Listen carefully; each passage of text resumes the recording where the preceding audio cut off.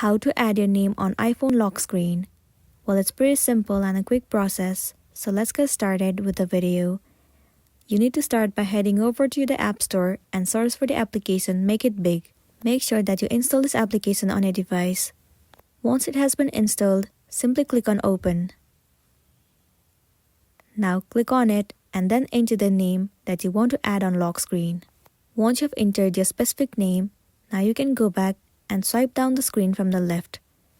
Now simply tap and hold the screen, and then click on Customize at the bottom of the page. Select the lock screen. Tap on the widget. Remove this widget and then scroll down. You'll see the application of Big. Click on it. You can also see your name. Tap on your name and add the widget. Once done, simply click on Done at the top right corner of the screen.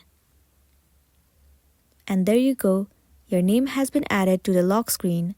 So that's a wrap for this video. If this video helped you, give it a like and check out our next tutorial. Thank you.